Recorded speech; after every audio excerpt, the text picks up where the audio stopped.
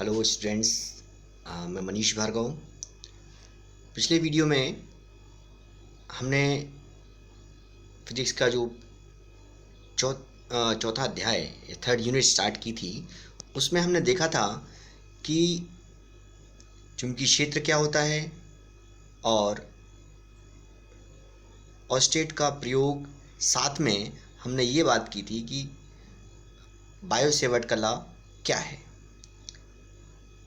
हमने ये भी बात की थी कि जब हम किसी चालक में धारा प्रवाहित करते हैं तो उसके आसपास चुंबकीय क्षेत्र उत्पन्न हो जाता है। यहाँ हम बात करेंगे कि जब हम चुंबकीय क्षेत्र में कोई चालक रखें तो उस पर एक बल कार्य करता है, उसका व्यंजक क्या है, और चुंबकीय क्षेत्र में यदि कोई आवेश गति करे तो उस पर लगने वाला जो बल होता है, लॉरेंज बल, उसकी हम चर्चा करेंगे।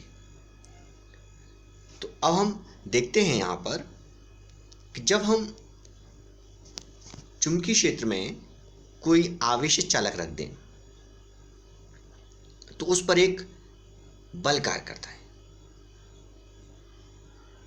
जब हमने देखा था कि हमने एक चालक तार लिया और चालक तार लेने के पश्चात उसमें हमने धारा प्रवाहित की और धारा प्रवाहित करने से उसके आसपास चुंबकीय क्षेत्र उत्पन्न हुआ, और यदि हमने उस क्षेत्र में किसी चुंबकीय सुई को रखा तो वो विक्षेपित हो गई। इसके विपरीत ये देखा गया कि जब हम एक चुंबकीय क्षेत्र ले लें और उस चुंबकीय क्षेत्र में हम एक धारावाही चालक को रखें तो उस पर एक बल कार्य करने लगता है, जिसकी दिशा चुंबकीय क्षेत्र की दिशा और तार में बहने वाली धारा की दिशा दोनों के लंबवत होती है। तो आप इस चित्र को देख रहे हैं। इस चित्र में आप देखिए कि बी चुंबकीय क्षेत्र है और इस चुंबकीय क्षेत्र में एक चालक तार ए बी है। वो क्षेत्र के साथ थीटा कोण बनाते हुए रखा गया है और उसमें बहने वाली धारा का मान आई है। तो इस स्थिति में इस चालक तार पर लगने वाला जो बल F है वो निम्न स्थितियों पर कार्य करता है, या उस नंबर 1 जो पॉइंट है कि तार में बहने वाली जो विद्युत धारा I के समानुपाती होता है, अर्थात F समानुपाती I। दूसरा पॉइंट है कि जो बल F है वो तार की लंबाई L के अनुपाती होता है, अर्थात F समानुपाती L। तीसरा पॉइंट है कि जो बल है वो चुंबकीय क्षेत्र की तीव्रता B के अनुपाती होता है, प्रोपोर्शनल होता है, अर्थात F प्रोपोर्शनल B। और फोर्थ पॉइंट जो है कि धारा की दिशा और चुंबकीय क्षेत्र के बीच बनने वाले कोण की साइन के अनुपाती होता है। यहाँ धारा की दिशा और चुंबकीय क्षेत्र के बीच जो कोण है वो थीटा है, तो थीटा का साइन थीटा हो जाएगा। तो इस स्थिति में जो बल होगा F प्रोपोर्शनल साइन थीटा। जब हम चारों को मिला के लिखते हैं तो हमें मिल जाएगा F proportional ILB sine theta.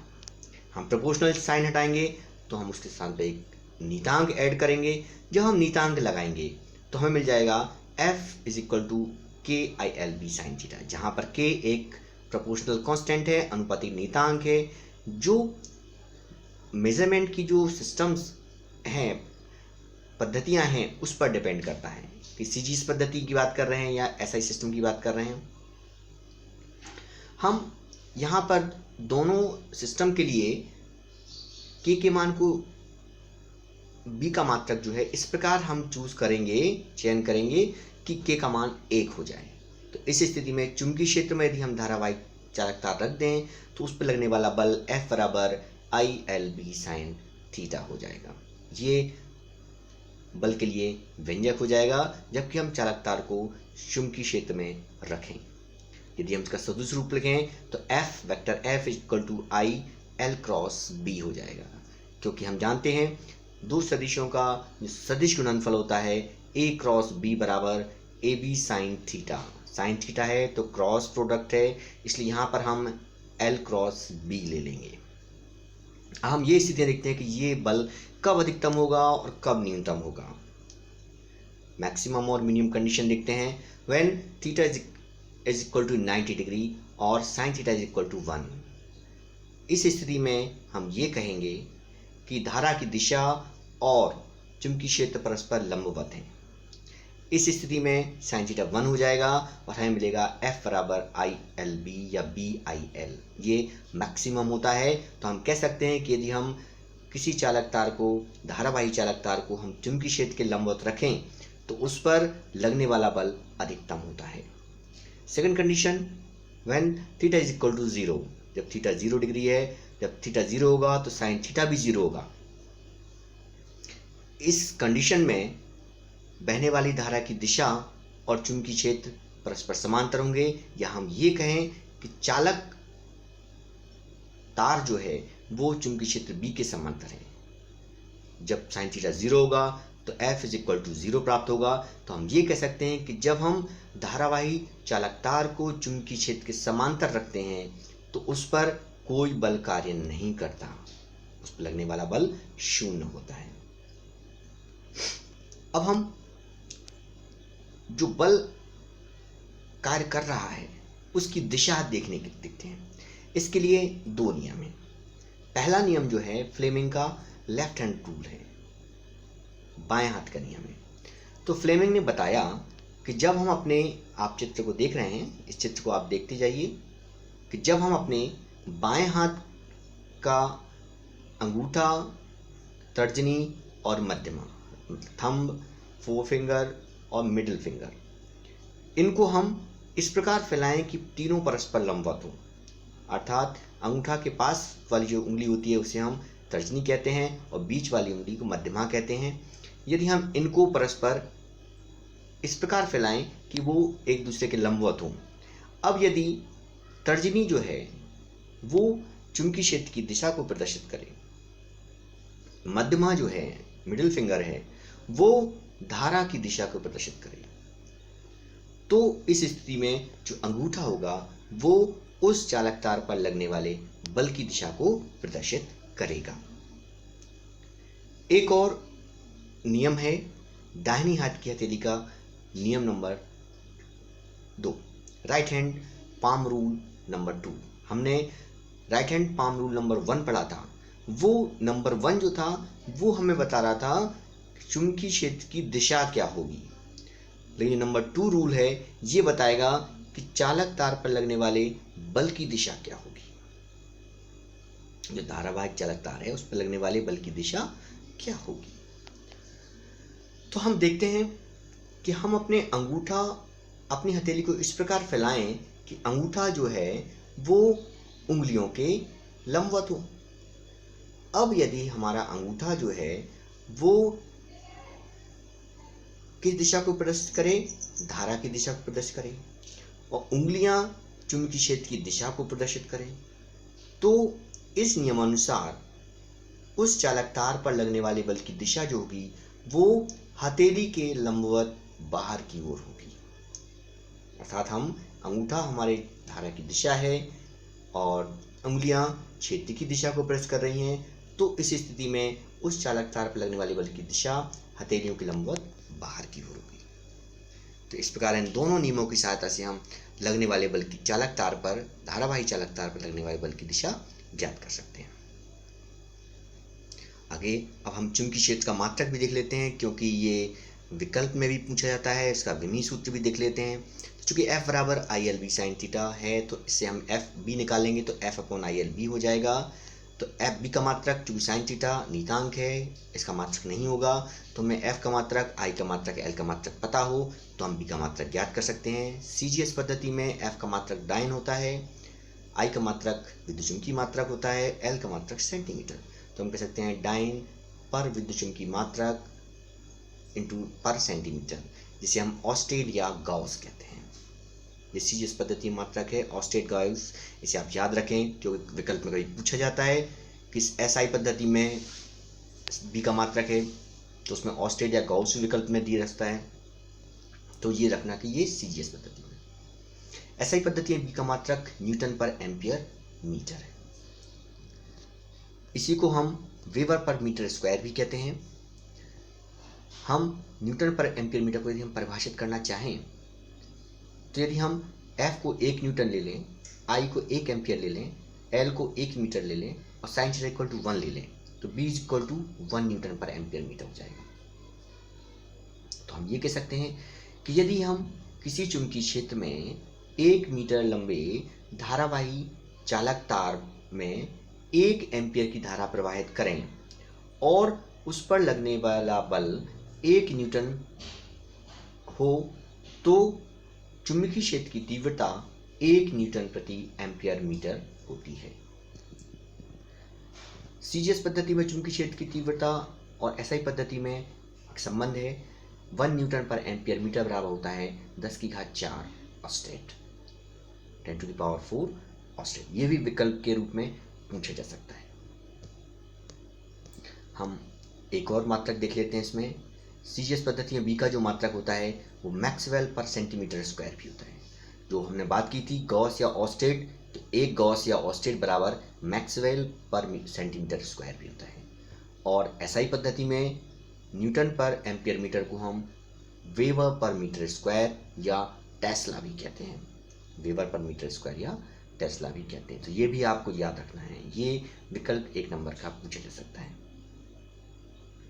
हम यदि इसका विमी सूत्र निकालें तो विमी सूत्र में इस डायमेंशनल फॉर्मूला में F का डायमेंशनल फॉर्मूला mLT-2, I का एम्पियर A, L का कैपिटल L, साइन थीटा नियतांक है, इसको छोड़ देंगे तो हमें मिलेगा mL⁻�0, T⁻⁻2, A⁻⁻1।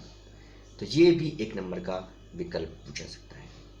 ये क्वेश्चन पूछा 1 नंबर पूछते हैं कि चुंबकीय क्षेत्र का विमी सूत्र है, या खाली स्थान में लिखिए, या 1 नंबर वाले क्वेश्चन में भी लिख सकते हैं इसको, या मात्रक क्या है उस पर भी क्वेश्चन बन सकता है।